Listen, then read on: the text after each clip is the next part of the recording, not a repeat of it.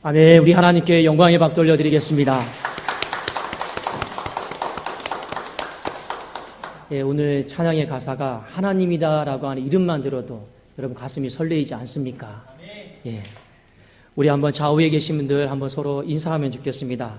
오늘 한번 이렇게 대화를 한번 시작하면 어떨까요? 오늘 계절 이야기를 해볼까요? 한번 이렇게 한번 물어보세요.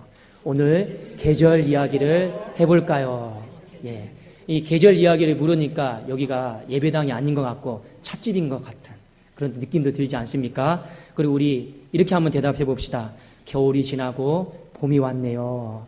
겨울이 지나고 봄이 왔네요. 네. 하나님께서 우리 사랑하는 성도님들의 가정과 또 삶과 또 생업 가운데 겨울이 지나고 봄을 허락하여 주시기를 주의 이름으로 축원합니다. 기도하겠습니다.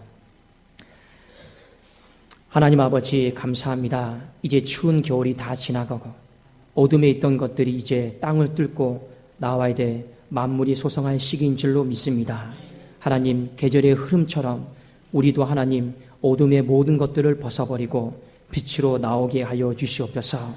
우리 안에는 예수 생명이 있는 줄로 믿사오니 그 생명을 땅속에 묻어놓고 살지 않게 하시고 하나님이 우리에게 주신 은혜와 사랑과 은사와 재능 모든 것들을 이제는 일어나라 빛을 발하라 모든 것을 하나님의 영광을 드러내는 것으로 우리가 펼치는 삶이 되게 하여 주시옵소서. 하나님 성도님들의 삶 가운데 어려움을 겪는 성도님들이 있습니다. 육체의 아픔을 주여 싸매어 주시옵소서. 마음에 원치 않게 가정의 아픔이 있습니까? 그 마음의 심령의 아픔도 싸매어 주시고 위로하여 주시기를 간절히 소망합니다. 영의 답답함과 힘듦이 있습니까? 하나님이여 그 영의 어둠과 답답함들을 이루하여 주시옵소서. 어찌하든지 우리의 영이 말씀을 받아들이고 하나님 앞에 기도하는 삶을 살아가기에 부족함이 없는 주의 귀한 백성들이 되게 하여 주시옵소서. 이 시간 주님 앞에 간절한 마음으로 정성스러운 마음으로 예배를 드립니다. 우리의 예배를 받아 주시옵소서. 하나님의 이름이 더 높아지고 더 하나님의 이름이 더 빛나게 높여지는 복된 예배 되게 하여 주시옵소서. 예수 그리스도의 이름으로 기도드리옵나이다. 아멘. 오늘 설교 말씀의 제목은 시련의 시간만큼 하나님을 더 의지하자, 이 말씀을 가지고 우리 함께 은혜를 나누고자 합니다. 많은 성도님들이 한 가지 질문을 던지는 것이 있습니다. 목사님, 나는 예배를 잘 드리고 또 기도도 열심히 하고 나름대로 신앙생활을 열심히 잘 하려고 하는데 어려움이 찾아올 때가 있어요. 그건 왜일까요? 내가 무언가 잘못해서 그럽니까? 여러분, 그런 것이 아니라 성경에 보면요, 우리가 하나님 앞에 더 잘 서려고 하고 우리가 가정을 믿음으로 세우려고 하고 교회를 또 하나 되게 하고 믿음으로 세우려고 할 때 성경에는 반드시 시련이 있다라고 하는 것을 우리에게 가르쳐주고 있습니다. 오늘 느헤미야 4장 말씀에 보면 시련이 찾아오는데 시련이 왜 찾아오는가, 거기에 대한 답을 주고 있습니다. 1절에도 답을 주고 있고 7절 말씀에도 답을 주고 있는데 제가 한번 읽어드리도록 하겠습니다. 1절입니다. 산발랏이 우리가 성을 건축한다 함을 듣고 크게 분노하여 유다 사람들을 비웃으며. 시련이 왜 찾아왔느냐? 이스라엘 백성들이 성을 건축한다 함을 들었기 때문에 그렇습니다. 그리고 7절 말씀해 보니까 산발랏과 도비아와 아라비아 사람들과 암몬 사람들과 아스돗 사람들이 예루살렘 성이 중수되어 그 허물어진 틈이 메꾸어져 간다함을 듣고 심히 분노하여. 오늘 느헤미야 말씀에는 두 가지 시련이 나옵니다. 근데 그 두 가지 시련의 출발점이 1절에 나오고 7절에 나오는데 공통점이 있습니다. 느헤미야를 중심으로 해서 성을 세우려고 할 때, 성벽을 재건하려고 할 때, 그리고 7절 말씀해 보니까 이 성벽의 틈들이 조금씩 메워져 가고 있음을 들었을 때 이 적들의 시련이 오늘 우리로 하여금 시작이 되었다라고 하는 것을 성경은 가르쳐주고 있습니다. 여러분, 성벽을 재건을 방해했던 사람들이 왜 느헤미야가 성벽을 재건하는 것을 이 방해하고 시련을 주었을까요? 이유는 한 가지가 있습니다. 그 당시에 도비아와 산발랏이 이 성벽 재건을 방해했던 주동자들이었습니다. 그런데 느헤미야가 이 성벽 재건을 하기 전에 이 도비아와 산발랏이 어떤 사람이었냐면 그 당시에 예루살렘 이 지역을 향해서 영향력을 가지고 있었던 사람이었습니다. 지배력을 가지고 있었던 사람이었습니다. 그런데 문제는 무엇이었느냐? 느헤미야가 오면서부터 문제가 발생을 한 거예요. 느헤미야가 오면서부터 이스라엘 백성들을 하나님 중심적으로 모으기 시작했습니다. 말씀 중심적으로 모으기를 시작을 했습니다. 그러다 보니까 어떤 문제가 발생을 했는가? 이 도비아와 산발랏이 그동안 자신들의 영향력과 지배력 가운데 있었던 이 이스라엘 백성들, 이 유다 백성들이 점점 자신의 지배력과 영향력으로부터 벗어나게 되는 거예요. 그래서 오늘 이 사람들이 이 기득권을, 영향력과 지배력을 더 행사하고 싶어서 방해를 늘어놓는데 그 방해가 무엇이냐면 성벽 재건을 중단시키는 것입니다. 그래도 이 성벽 재건을 중단시킴으로 말미암아 이 도비아와 산발랏의 보호와 이 도비아와 산발랏의 어떤 의지 속에, 영향력 속에 들어가기를 원했던 것이 바로 오늘 본문 말씀에 성벽 재건을 왜 방해를 했는가, 그 답을 우리에게 주고 있다라고 하는 것이죠. 오늘 말씀을 통해서 우리가 한번 깨달아야 될 것이 있습니다. 우리가 이 땅의 나라를 한번 잘 살펴보기를 원합니다. 이 땅은요, 공중의 권세 잡은 자인 사탄이 통치하고 있는 나라입니다. 우리가 하나님의 말씀을 붙잡고 가정을 말씀으로 세우려고 하고 기도로 세우려고 하면 사탄이 가만히 있을까요? 가만히 있지 않습니다. 왜 그러느냐? 사탄의 영향력과 지배력으로부터 벗어나기 때문에 그렇습니다. 우리가 이 교회를 말씀으로 세우려고 하고 기도로 세우려고 했을 때 사탄이 가만히 있을까요? 절대로 가만히 있지를 않습니다. 오히려 더 큰 시련을 허락함으로 말미암아 우리가 하나님 중심적으로, 말씀 중심적으로 들어가지 못하게 만들고 우리가 점점 세상으로 흩어져서 우리의 어떤 힘과 능력들이 뿔뿔이 흩어져서 그렇게 모든 것들을 중단해 버리기를 원하는 것이 사탄이다라는 것이죠. 왜 제가 여러분들에게 이 말씀을 드리는 거 아니? 믿음의 삶을 살려고 할 때, 기도의 삶을 살려고 할 때 우리에게 찾아오는 그 시련을 이상하게 여기지 않기를 주의 이름으로 축원합니다. 그건 당연한 것이에요. 왜냐? 당연한 것입니다. 근데 이 당연한 시련 앞에서 그러면 우리가 해야 될 일이 있습니다. 느헤미야가 오늘 이 도비아와 산발랏으로부터 시련을 받았어요. 그 시련의 핵심은 어떻게 해서든지 성벽 재건을 중단하는 것이었습니다. 이 중단시키는 일에 있어서 이 도비아와 산발랏이 시련했던 모습이 두 가지로 나옵니다. 그런데 이 시련에 맞추어서 느헤미야는 어떻게 시련을 극복해 나갔는가를 우리가 한번 말씀을 통해서 살펴볼 필요가 있습니다. 우리 한번 말씀을 어디에 보시냐면 느헤미야 4장 2절을 먼저 같이 한번 보기를 원합니다.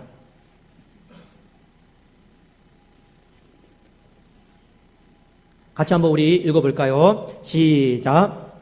자기 형제들과 사마리아 군대 앞에서 일러 말하되 이 미약한 유다 사람들이 하는 일이 무엇인가? 스스로 견고하게 하려는가? 제사를 드리려는가? 하류의 일을 마치려는가? 불탄 돌을 흙무더기에서 다시 일으키려는가? 하고 첫 번째 시련은 무엇이었냐?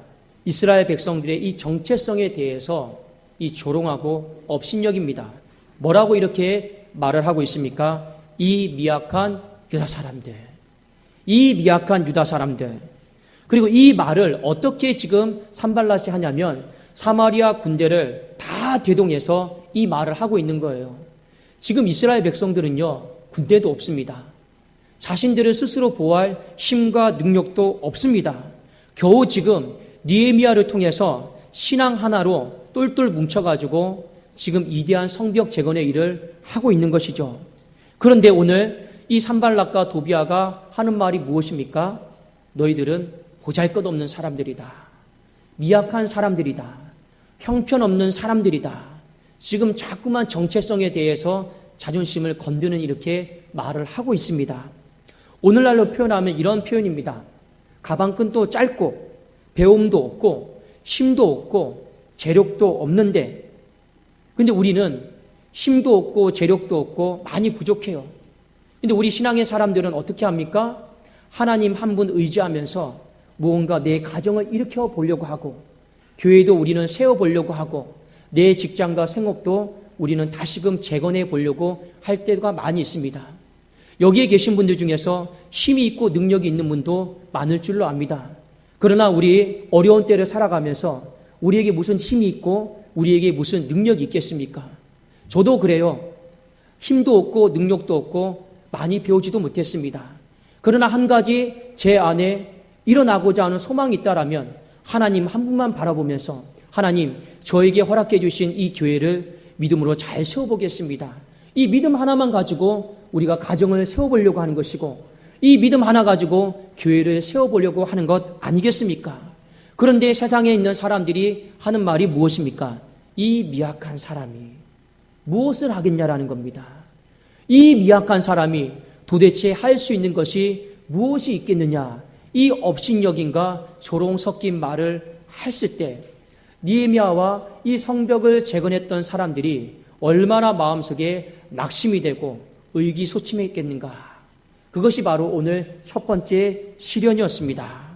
오늘 여러분 4장 3절에 보면요, 도비아라고 하는 사람은 한술 더 떠서 비아냥과 업신여기는 말을 하고 있습니다. 제가 한번 읽겠습니다. 암몬 사람 도비아는 곁에 있다가 이르되 그들이 건축하는 돌 성벽은 여호가 올라가도 곧 무너지리라 하더라.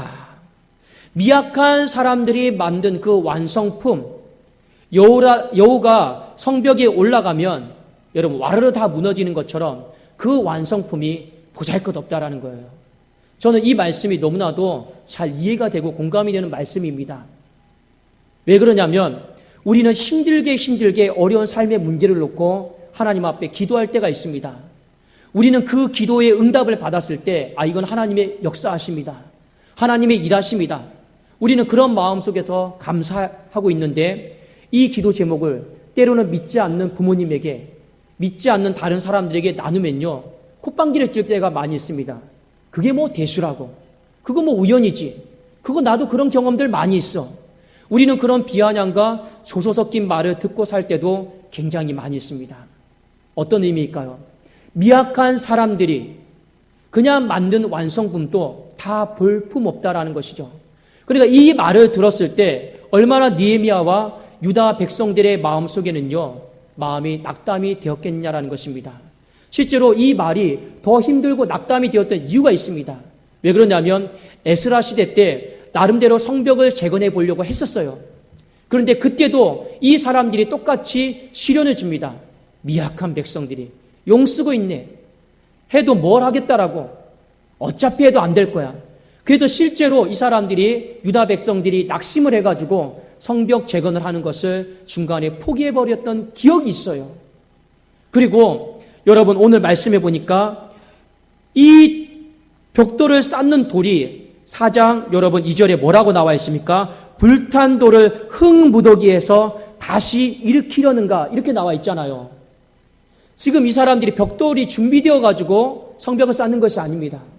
무너진 벽돌 속에서, 불타버린 벽돌 속에서 돌을 찾아서 성벽을 올리는 거예요. 그런데 이 사람들의 마음속에는 피해의식이 있어요. 컴플렉스가 있어요. 그 성벽이 무너진 것을 보면 어떤 컴플렉스가 있고 피해의식이 있는지 아십니까?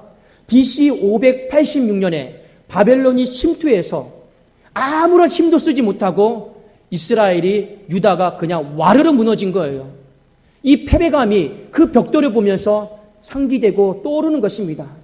그러니까 지금 도비아와 산빌랏이 그 기억을, 자꾸만 아픈 기억을 되살리고 일으키면서 미약한 백성들이 무엇을 할 수 있겠는가, 이렇게 지금 조롱성과 업신여기는 말을 하고 있다라는 것이죠. 여러분, 이 특별히 성경 말씀에 보면 미약하다라고 하는 것은 어떤 뜻을 가지고 있냐면 히브리어 단어로 보면 이런 뜻을 가지고 있습니다. 나무가 있잖아요. 나무가 이 윤기가 있으려면 어떻게 해야 됩니까? 수분과 양분을 잘 공급해 받아야 돼요. 그런데 미약하다라고 하는 것은 나무가 수분과 양분을 제대로 공급받지 못해서 말라 비틀어진 거예요. 사람으로 말하면 사람이 삶의 활력을 다 잊어버리고 피곤한 상태를 미약하다라고 이렇게 말을 하고 있습니다. 느헤미야는 겨우겨우 이 미약한 인생을 향해서 신앙의 활력을 불어일으키고 말씀과 기도로 이 사람들의 삶을 윤기 있게 만들고자 하는데 도비아와 산발랏은 어떻게 합니까? 신앙의 활력을 다 빼버려요. 이 나무 가운데 수분과 양분을 다 빼버리면서 말라 비틀어져 버린 인생이다라고 똑바로 보라라고 이렇게 지금 비소와 오늘 조롱을 섞고 있다라는 것이죠. 사랑하는 여러분, 저는 우리 사랑하는 성도님들이 누군가의 삶을 활력을 빼버리는 사람이 아니라 활력을 불어넣을 수 있는 귀한 사람이 될 수 있기를 주의 이름으로 축원합니다. 누군가의 삶에 수분과 양분을 뺏어가버리는 사람이 되지 마십시오. 누군가의 삶에 수분과 양분을 여러분이 채워줄 수 있는, 그래서 미약한 사람이 아니라 여러분 역동적이고 능력 있는 사람이다라고 말해주고 격려해줄 수 있는 사람이 될 수 있기를 주의 이름으로 축원합니다. 오늘 말씀 가운데 이 첫 번째 시련 앞에서 느헤미야는 어떻게 했을까요? 오늘 4장 4절과 5절을 같이 한번 보도록 하겠습니다. 4절과 5절에 있는 말씀입니다. 우리 같이 한번 읽어볼까요? 시작. 우리 하나님이여 들으시옵소서. 우리가 업신여김을 당하나이다.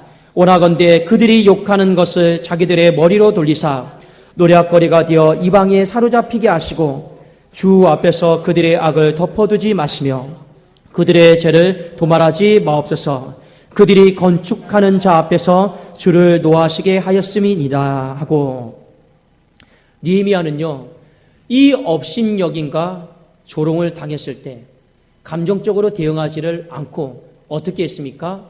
오늘 말씀해 보니까 하나님 앞에 기도합니다. 우리 하나님이여 들으시옵소서. 히브리어 원문에 보면요 제일 먼저 나오는 단어가 들으시옵소서. 이 들으시옵소서, 하나님을 향한 직접적인 명령입니다. 어떤 뜻이냐면 하나님 똑바로 들으십시오. 그리고 하나님 응답해 달라고 하는 것입니다. 하나님이 무엇을 들어주기를 원하고 있습니까? 지금 우리가 업신여김을 당하고 있는 거, 우리가 지금 조롱당하고 있는 거 하나님 들어달라라는 거예요. 그리고 하나님 응답해 달라라는 거예요. 무엇을 응답해 달라라고 느헤미야가 기도하고 있느냐? 오늘 본문 말씀에 보면 원하건대 그 뒤에 나오는 말들에 대해서 응답을 해달라고 하는 것입니다. 자기들의 머리로 돌리사 노략거리가 되어 이방에 사로잡히게 하시고 주 앞에서 그들의 악을 덮어두지 마시고 그들의 죄를 도말하지 말아달라고 하는 거, 이 부분에 있어서 하나님 실행으로 옮겨주시고 응답해달라고 느헤미야가 기도하고 있습니다. 여러분, 이 기도의 내용은 한 가지 특징이 있어요. 어떤 기도의 내용이냐? 바로 이런 겁니다. 하나님, 우리가 미약해요. 우리가 약해요. 저들이 말하는 것처럼 우리는 군대도 없고 스스로를 보호할 능력도 없고 아무런 힘도 없습니다.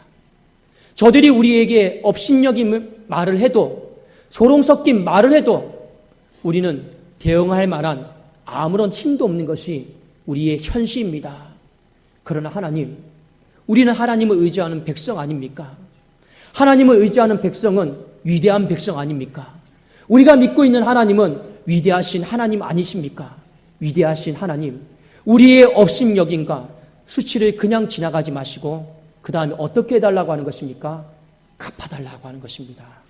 사랑하는 여러분, 우리가 하나님 앞에 미약하지만 위대하신 하나님 앞에 기도하면 하나님께서 우리의 모든 아픔과 수치들을 가리워 주시고 갚아 주실 줄로 믿습니다. 오늘 성경 말씀에 보면 느헤미야는 어떤 마음을 가지고 확신적으로 하나님 앞에 기도하고 있냐면 4장 5절 하반절에 보면 이런 말씀이 있습니다. 그들이 건축하는 자 앞에서, 느헤미야와 이스라엘 백성들을 말하는 거예요. 주를 노하시게 했다라고 이렇게 고백을 하고 있습니다. 이게 무슨 말이냐면요, 여러분 동물의 왕국에 보면요 사자가 자고 있어요. 사자가 이렇게 자고 있는데 멋모르는 짐승들이 사자의 코털을 건든 것입니다. 그러면 사자가 어떻게 할까요? 잡아서 죽이겠죠. 마찬가지로 느헤미야가 지금 뭐라고 하나님 앞에 고백을 하고 있냐면, 도비아 산발라, 너희들 잘 들어라. 너희들 지금 우리를 업신여기고 우리를 조롱한 것이 아니다. 너희들 잘못 건드렸다라는 거예요. 누구를 잘못 건드렸다라는 겁니까? 위대하신 하나님을 너희들은 노하게 했고 잘못 건드렸다라는 겁니다. 그러니까 어떻게 합니까? 사자가 그 코토를 건든 그 동물을 잡아 죽이는 것처럼 위대하신 하나님께서 도비아와 산발랏을 향해서 가만히 내버려 두겠냐라는 것입니다. 지금 이런 마음의 확신을 가지고 느헤미야가 기도하고 있는 것이죠. 어떻게 기도하고 있습니까? 너희들 다 죽었어. 너희들 우리 보고 지금 미약한 백성이다라고 조롱하고 업신여겼지. 너희들 지금 잘못 건드렸어. 너희들은 우리를 건든 것이 아니라 지금 살아계신 하나님, 위대하신 하나님을 너희는 건드렸어. 하나님 앞에 우리 기도했기 때문에 하나님이 너희들 다 갚아주실 거야. 지금 이 마음을 가지고 하나님 앞에 기도하고 있는 것이죠. 하나님이 이 기도를 들으신 줄로 믿습니다. 그리고 이 기도를 들으시고 응답을 하셨어요. 우리 그 뒤에 느헤미야 4장 6절에 보면 어떻게 응답이 되셨는가를 우리 한번 보기를 원합니다. 우리 한번 같이 한번 읽어볼까요? 시작. 이에 우리가 성을 건축하여 전부가 연결되고 높이가 절반에 이르렀으니 이는 백성이 마음을 들여 일을 하였습니다. 하나님이 공의로 갚아주시고 응답하여 주신 줄로 믿습니다. 때문에 우리가 시련이 있을 때 어떻게 해야 됩니까? 마음속에 하나님 앞에 기도할 수 있기를 원합니다. 때로는 억울한 일을 당하고, 때로는 우리가 압제를 당하고, 때로는 우리가 하나님을 의지하는 이 부분에 있어서 조롱과 비아냥거리는 소리를 듣는다 할지라도 여러분 그것 때문에 내가 지금 살아가는 이 믿음의 삶과 헌신과 땀과 눈물 모든 것들 중단하지 마시고 여러분 끝까지 하나님 앞에 기도하면서 하나님이 공의로우신 하나님께서 갚아주실 것을 믿으면서 우리 끝까지 믿음의 주요 온전케 하시는 예수 그리스도께서 우리의 삶을 완성해 나가시는 것을 신뢰할 수 있기를 주의 이름으로 축원합니다. 두 번째, 오늘 느헤미야가 겪었던 시련은 바로 도비아와 산발랏이 내가 너희들을 두렵게 하겠다라는 거예요. 두렵게 하겠다라는 겁니다. 4장 8절 말씀에 보면 이제 도비아와 산발랏이 적극적으로 이 성벽 재건을 방해하는 장면이 나옵니다. 제가 한번 읽어드릴게요. 다 함께 깨하기를 예루살렘으로 가서 치고 그곳을 요란하게 하자 하기로. 지금 이 말이 무슨 말이냐면요. 기습 공격을 하겠다라고 하는 것입니다. 기습 공격이에요. 기습 공격을 해서 성벽 재건을 어떻게 해서든지 중단시키겠다라고 하는 것이 오늘 본문의 말씀의 내용입니다. 여러분, 기습 공격이 가지고 오는 효과가 있어요. 그것은 무엇이냐면 상대방에게 두려움을 주는 것입니다. 지금 실제로 이스라엘 백성들이 이 기습 공격을 하겠다라고 하는 소문을 듣고 마음속에 일에 손이 안 잡혀서 두려워했더라라고 하는 것이 성경에 분명히 나와 있는데 느헤미야 4장 14절 제가 한번 읽어드리겠습니다. 내가 돌아본 후에 일어나서 귀족들과 민장들과 남은 백성에게 말하기를 너희는 그들을 두려워하지 말고. 도비아와 산발랏이 어둠의 세력들이 하나님의 백성들에게 심어주고자 했던 마음이 바로 두려움입니다. 왜 두려움이 여러분 무섭냐? 내 마음속에 생명에 대한 두려움이 찾아오고 삶에 대한 두려움이 찾아오고 인생에 대한 두려움이 찾아오게 되는 순간 사람은 아무것도 못해요. 아무것도 못하고 여러분 그냥 내 삶을 허비하는 사람들이 많다라고 하는 것입니다. 두려움이 무서운 거예요. 여러분 실제로 어떤 사람은 불면증에 시달리는 거 있는 사람이 있습니다. 근데 물어봤어요. 왜 잠을 못 주무십니까? 이유가 있습니다. 잠을 자면 악몽과 가위에 눌려요. 그러니까 그 사람에게는요, 잠을 자는 그 순간이 두려움이고 공포여서 잠을 자지 못하고 밤새 깨어있는 사람도 너무나도 많다라고 하는 것입니다. 두려움이 그렇게 무섭습니다. 어떤 한 사람이 인생에 두려움에 사로잡히게 되면요, 그 많던 자신감도 다 없어지고 사람 앞에 서는 것도 두려워하게 되고 인생의 미래에 대해서도 한 발자국도 나가지 못하는 것이 사람의 약점입니다. 그만큼 두려움이다라고 하는 것이 무서운데 오늘 도비아와 산발랏이 공격하고자 했던 것이 바로 생명의 위협, 그 두려움을 심어주고자 했습니다. 실제로 여러분 임진왜란 때요, 일본이 우리 조선을 점령을 했잖아요. 일본 육군이 제일 무서워했던 것이 어떤 사람인지 아십니까? 힘이 없고 연약했지만 조선의 의병들이었습니다. 왜 그랬냐? 조선의 의병들이 전면전을 펼치지 않고 기습적으로 공격을 했기 때문에 그렇습니다. 지금 오늘 도비아와 산발랏이 똑같이 하는 거예요. 내가 너희들을 기습적으로 공격하겠다. 자꾸 변방에도 그런 소문들을 만들어내면서 자꾸만 민심이 흉흉하게 하고 언제 죽을지도 몰라. 언제 죽을지도 몰라. 그러니까 성벽 재건이 되겠습니까? 안 되겠습니까? 안 되는 것이죠. 중단할 수밖에 없는 것이죠. 이것이 바로 느헤미야가 겪었던 두 번째 시련이었습니다. 느헤미야는 이 시련을 어떻게 이겨나갔을까요? 어떻게 이겨났을까요? 오늘 말씀을 같이 보기를 원합니다. 여러분 어디를 보시냐면 느헤미야 4장 9절과 14절 같이 우리 보실까요? 4장 9절과 14절입니다. 우리 먼저 9절을 같이 읽어보기를 원합니다. 시작. 우리가 우리 하나님께 기도하며 그들로 말미암아 파수꾼을 두어 주야를 방비하는데, 느헤미야는 이 문제도 똑같이 하나님 앞에 기도했습니다. 기도했더니 하나님이 지혜를 주셨어요. 어떤 지혜를 주셨느냐? 파수꾼을 세워라. 그리고 스스로 방비하라. 그 다음에 더 지혜가 구체적으로 나와 있습니다. 자, 우리 14절 같이 읽어보겠습니다. 시작.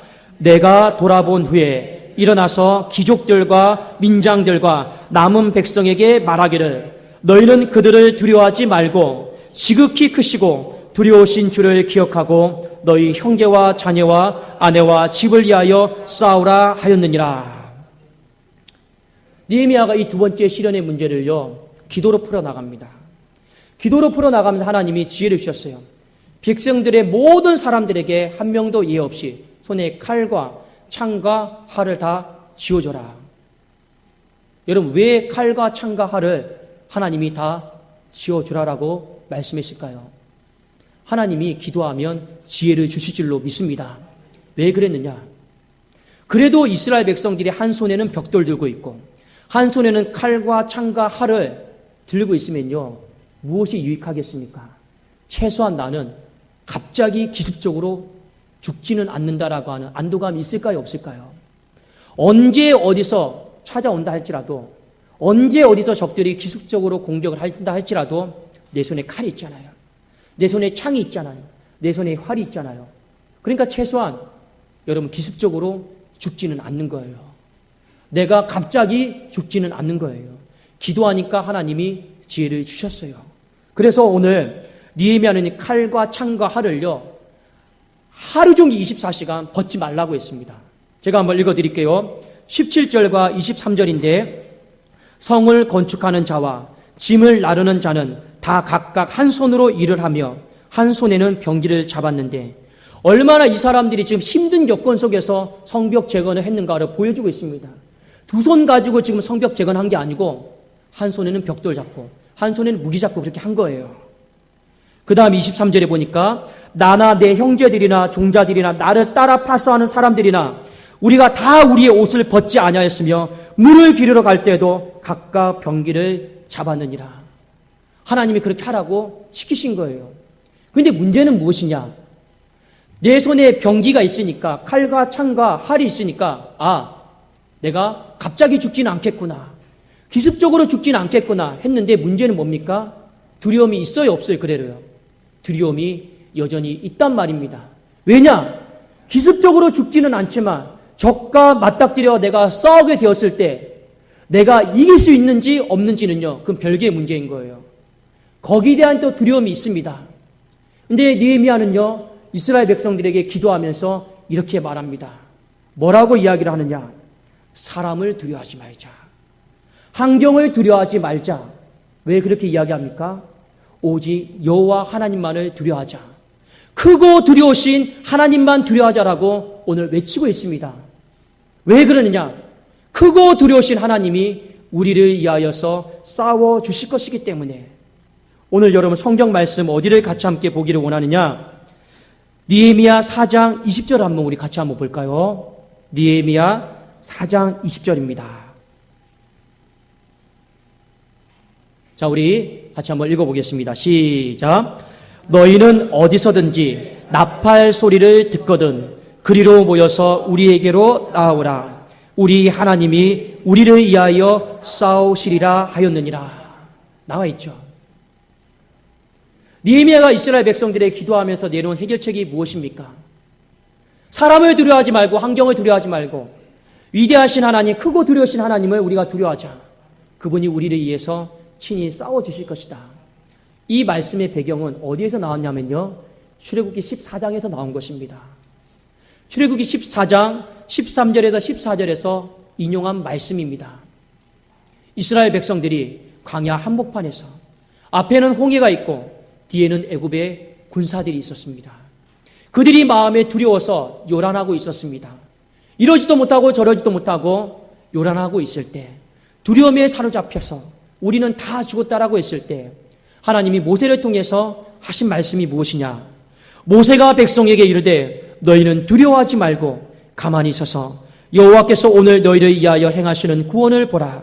너희가 오늘 본 애굽 사람을 영원히 다시 보지 아니하리라. 왜냐하면 여호와께서 너희를 위하여 싸우시리니 너희는 가만히 있을지니라. 사랑하는 여러분, 우리가 하나님 앞에 인생의 시련의 문제를 놓고 두려움의 문제를 놓고 우리가 기도할 때 하나님이 느헤미야에게 주신 응답이 있습니다. 무엇입니까? 안심하라는 거예요. 무엇입니까? 내가 친히 너를 위하여서 싸워주시겠다는 것입니다. 이 약속이 홍해 시대뿐만 아니라 느헤미야 시대뿐만 아니라 오늘을 살아가는 우리 시대에도 하나님이 그대로 응답하여 주실 줄로 믿습니다. 그 결과 여러분, 느헤미야 4장 15절에 보면 하나님이 어떻게 응답을 하시는가를 우리가 볼 필요가 있습니다. 우리 15절 말씀을 같이 한번 읽어볼까요? 시작. 우리의 대적이 우리가 그들의 의도를 눈치챘다함을 들으니라. 하나님이 그들의 꾀를 피하셨으므로 우리가 다 성에 돌아와서 각각 일하였는데, 하나님께서는 어떻게 응답을 하셨습니까? 도비아와 산발랏의 모든 계획들을, 생각들을 아예 행동으로 옮기지 못하도록 하나님은 다 무용지물로 만드신 줄로 믿습니다. 악한 자들이 아무리 우리를 죽이려고 하고 우리를 무너뜨리려고 하는 소문과 계획들을 가지고 있다 할지라도 하나님 앞에 기도하면 하나님께서 어떻게 하신다고요? 친히 싸워주셔서 그 모든 계획과 꾀들을 다 도말하시고 무너뜨리시고 피하시는 역사를 우리 가운데 응답하여 주실 줄로 믿습니다. 사랑하는 여러분, 오늘 말씀을 통해서 저와 여러분이 한 가지 적용할 수 있기를 원합니다. 우리는요, 미약한 인생들이에요. 솔직히 말해서 우리가 이 땅에 의지할 수 있는 것이 무엇이 있겠습니까? 돈을 의지하겠습니까? 건강을 의지하겠습니까? 내 지식을 의지하겠습니까? 내 학력을 의지하겠습니까? 다 부질없는 것이죠. 다 썩어질 것들이죠. 그게 의지할 것이 못 됩니다. 세상은 그런 것들을 의지하면서 나는 강하다 이렇게 말을 하고 있지만 우리는요, 말씀 앞에서 스스로 미약한 인생이 되기로 작정한 사람들 아닙니까? 왜 그러냐? 우리는 그 모든 것들이 의지할 것이 못 된다라고 하는 것을 누구보다도 잘 알고 있는 하나님의 백성들이기 때문에 그렇습니다. 그래서 우리는 연약해요. 우리는 부족해요. 우리는 질그릇 같은 인생들입니다. 그러나 이 질그릇 같은 인생을 향해서 세상이 우리에게 너는 미약하다. 네가 할 수 있는 것이 무엇이냐? 네가 하나님 앞에 기도해서 얻어낼 수 있는 것이 무엇이냐? 네가 하나님 앞에 예배드리고 신앙 하나로 살아가면서 네가 네 인생 가운데 이뤄낼 수 있는 결과물들이 무엇이냐? 우리에게 업신여김과 조롱 섞인 말을 할 수도 있습니다. 그때 여러분, 우리가 감정적으로 세상을 향해 반응할 필요도 없습니다. 우린 연약한 사람들이기 때문에 그렇죠. 그러나 우리는 그런 시련들을 당할 때 어떻게 해야 되겠습니까? 오늘 느헤미야처럼 느헤미야는 사람들을 다 불러놓고 우리 하나님이여 같이 기도했다라는 거예요. 가족들을 다 불러놓고 교회 성도들을 다 불러놓고 우리 하나님이여 들으시옵소서 기도했습니다. 우리가 기도한다라고 하는 것은 하나님을 의지하는 행위예요. 단순히 도와달라 이 마음으로 기도하지 않았습니다. 영적인 전쟁인 만큼 느헤미야는 전투적으로 전쟁을 하는 마음으로 하나님 앞에 기도했습니다.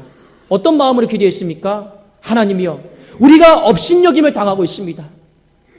하나님을 의지하는 이것이 얼마나 아름답고 존귀하고 위대한 일인데 이 부분에 있어서 저들이 무너뜨리려고 하고 있고 중단시키려고 하고 있고 나의 예배와 나의 기도와 나의 찬송을 다 중단시키려고 하고 있습니다. 하나님, 우리 그렇게 살면 안 됩니다. 우리가 이거 멈춰버리면 안 되는데 위대하신 하나님을 의지하는 것이 미약하다라고 말하는 저 모든 입술들을 다 봉하여 주시고 저 모든 계획들을 하나님이여 다 멸하여 주시고 갚아 주시옵소서.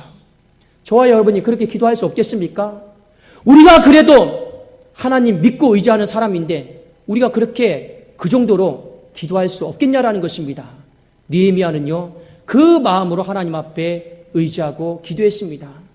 마음속에 두려움이 찾아오죠. 우리가 인생을 살아가면서 사람의 말 한마디 때문에 두려워하고 우리가 잃어버리는 건강 때문에 두려워하고 생명의 위협 때문에 두려움을 느끼고 내 삶이 요동치면서 요란할 때가 얼마나 많이 있습니까? 그러나 여러분, 느헤미야는 우리에게 한 말씀이 무엇입니까? 우리 사람도 두려워하지 말자. 우리 환경도 두려워하지 말자. 잃어버리는 것도 두려워하지 말자. 손실도 두려워하지 말자. 우리는 누구만 두려워하자고요? 크고 위대하신 하나님만 두려워하자라고 외치고 있습니다. 성경이 우리에게 말하고 있잖아요. 몸은 죽여도 영혼은 죽이지 못하는 사람을 두려워하지 말고 몸과 영혼을 능히 지옥불에 멸하기도 하고 살리기도 하시는 하나님만 두려워할 수 있기를 주의 이름으로 축원합니다. 우리의 마음속에 하나님을 두려워하면, 두려우신 그 하나님의 임재를 경험하면 나를 두렵게 만드는 그것 가운데 그 크고 놀라우신 하나님, 우리가 두려워하는 그 하나님께서 흔히 그 문제 가운데 싸워주시고 우리에게 승리를 허락하여 주실 줄로 믿습니다. 그 마음으로 하나님 앞에 기도하자라는 것이죠. 2018년도 우리 새해가 다시금 밝게 되었습니다. 사랑하는 여러분의 삶 가운데 가정도 다시금 세우세요. 교회도 다시금 믿음으로 세울 수 있기를 원합니다. 여러분의 꿈도 미래도 기도 제목 하나하나도 무너지지 마시고, 벌써 무너지면 안 되지 않습니까? 중단하지 마시고 다시 세워나갈 수 있기를 주의 이름으로 축원합니다. 미약하지만 우리는 하나님을 의지하면서 얼마든지 다시 세울 수 있습니다. 문제는 중단만 하지 않으면 됩니다. 하나님께서 갚아주시고 싸워주실 것이기 때문에 저와 여러분이 가정을 믿음으로 세우고 교회를 믿음으로 세우고 우리의 삶과 직장과 미래를 이 믿음으로 세워나가는 일에 있어서 중단하지 않기를 주의 이름으로 축원합니다. 2018년도가 맞춰졌을 때 우리가 믿음으로 쌓았던 가정과 삶과 교회의 성은 더 완성이 되어지고 메꾸어지는 역사가 있는 것만큼 적들의 계획과 방해와 적들의 모든 요란케 하는 것들은 하나님께서 다 피하시고 무너뜨리는, 소멸되어져서 흔적도 찾아볼 수 없는 하나님의 놀라운 위대한 승리가 있기를 예수 그리스도 이름으로 축원합니다. 기도하겠습니다. 살아계신 하나님 아버지, 감사합니다. 시련의 시간이 와도 우리의 믿음의 삶을, 하나님을 의지하는 삶을 중단하지 않고 더 주님을 의지하게 하여 주시옵소서. 우리의 가정을 믿음으로 세우기를 원합니다. 교회를 믿음으로 세우기를 원합니다. 내 미래도 미약하지만 믿음으로 세우기를 원하오니 하나님 중단되어지지 않게 하여 주시고 하나하나 벽돌들이 쌓아져 나가고 성이 완성되어지는 축복이 있게 하여 주시옵소서. 예수 그리스도의 이름으로 기도드리옵나이다. 아멘.